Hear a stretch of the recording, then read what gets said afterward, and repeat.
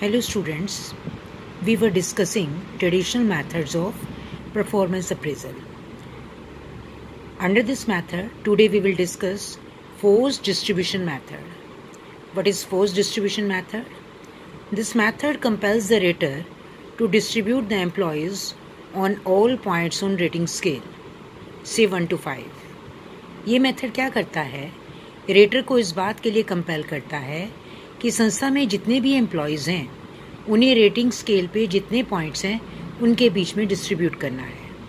अगर rating scale पर 1 से 5 तक पॉइंट हैं तो सारे एम्प्लॉयज़ 1 to 5 के बीच में लाई करेंगे and there is equal distance between 1 to 5 means 1 और 2 के बीच में जो डिस्टेंस है वही 2 और 3 के बीच में है, वही 3 और 4 के बीच में है और वही 4 और 5 के बीच में है।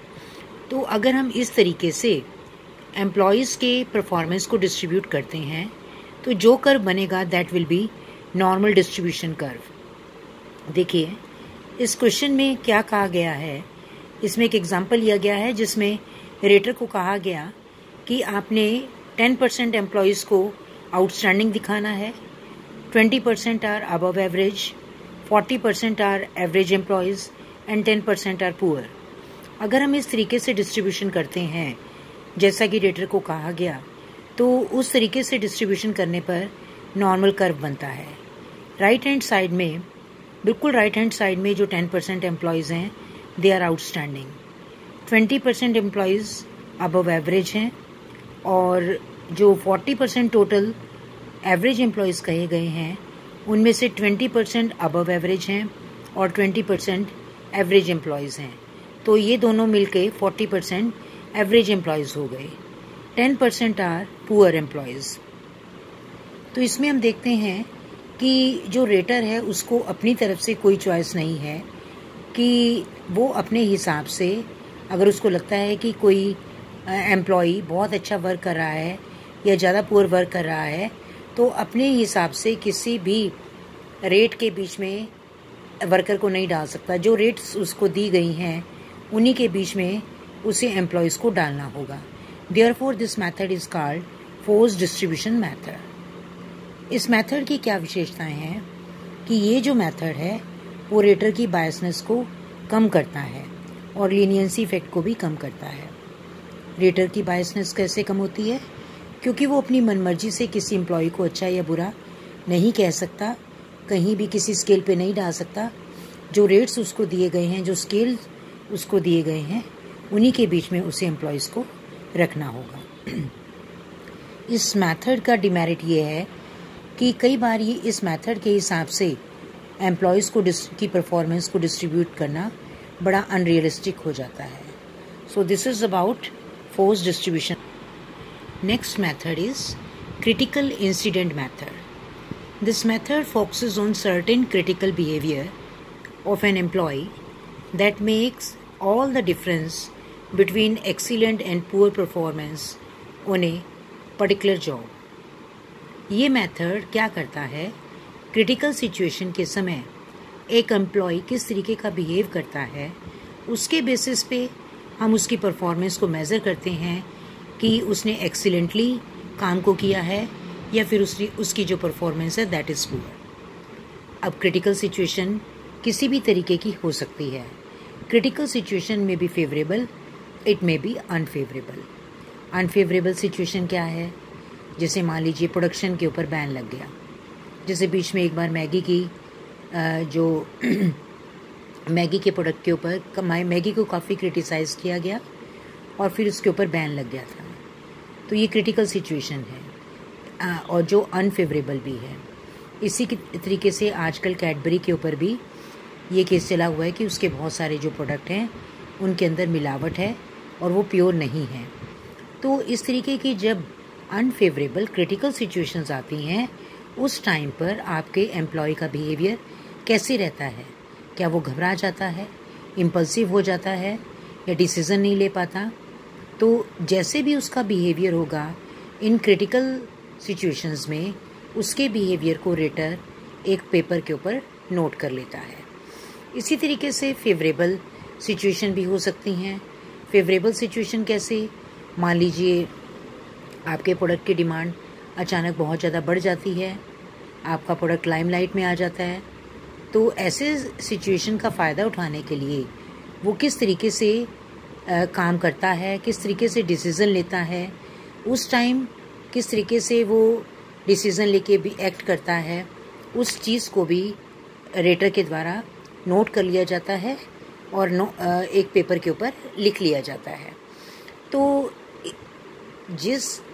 इस तरह दो अलग अलग सिचुएशंस में, क्रिटिकल सिचुएशंस में एक एम्प्लॉई का बिहेवियर कैसे रहता है, उन सबको नोट कर लिया जाता है और उसके बाद इन सब के बेसिस पे उसकी परफॉर्मेंस को अंत में मेज़र कर लिया जाता है कि उसकी परफॉर्मेंस कैसी है।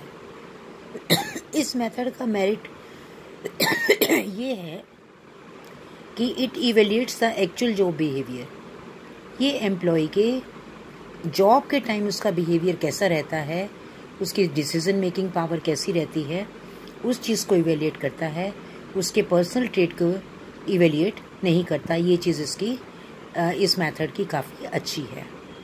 It eliminates the recency bias. What is recency bias? Recency bias होती है कि एक एम्प्लॉय के कुछ दिनों के बिहेवियर के बेस पे उसकी परफॉर्मेंस को जज करना। This is not a good method. बहुत से लोग क्या करते हैं, जब परफॉर्मेंस अप्रेजल का टाइम आता है तो अपना बिहेवियर भी अच्छा कर लेते हैं, काम भी ज़्यादा अच्छा करने लग जाते हैं, तो उसके बेसिस पे अगर परफॉर्मेंस को मेज़र किया जाता है तो वो जजमेंट ठीक नहीं होती।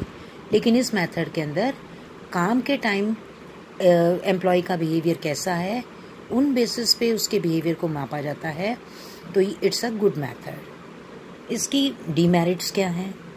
इसकी सबसे बड़ी डीमेरिट ये है कि जब नेगेटिव इंसिडेंट्स आते हैं और उस टाइम वो जैसे रिएक्ट करता है, बिहेव करता है, एक्ट करता है, उस चीज़ को तो याद रख लिया जाता है रेटर के द्वारा, लेकिन जब पॉजिटिव इंसिडेंट्स आते हैं उस टाइम उसने क्या डिसीज़न लिया, कैसे एक्ट किया, उस चीज़ को भुला दिया जाता है। तो जो भी परफॉर्मेंस अप्रेज किया जाता है वो एक उचित परफॉर्मेंस अप्रेजल नहीं होता, क्योंकि उसकी आधी बातों को याद रख लिया जाता है, कुछ बातों को छोड़ दिया जाता है। Next method is field review method. Field review method क्या कहता है? This method is done by someone outside the assessee's own department, usually from corporate head office और HR department। ये मेथड कहता है कि इसमें एम्प्लॉय की परफॉर्मेंस को मेज़र उसका कोई इमीडिएट बॉस नहीं करता, उसकी जगह जो हेड ऑफिस का सीनियर पर्सन है वो करता है, या फिर HR डिपार्टमेंट का जो सीनियर पर्सन है वो एम्प्लॉय की परफॉर्मेंस को मेज़र करता है। वो व्यक्ति क्या करते हैं, आउटसाइड पर्सन, वो एम्प्लॉय के सारे ट्रैक रिकॉर्ड को कलेक्ट करते हैं, उसका और उसके रेटर का इंटरव्यू होल्ड करते हैं।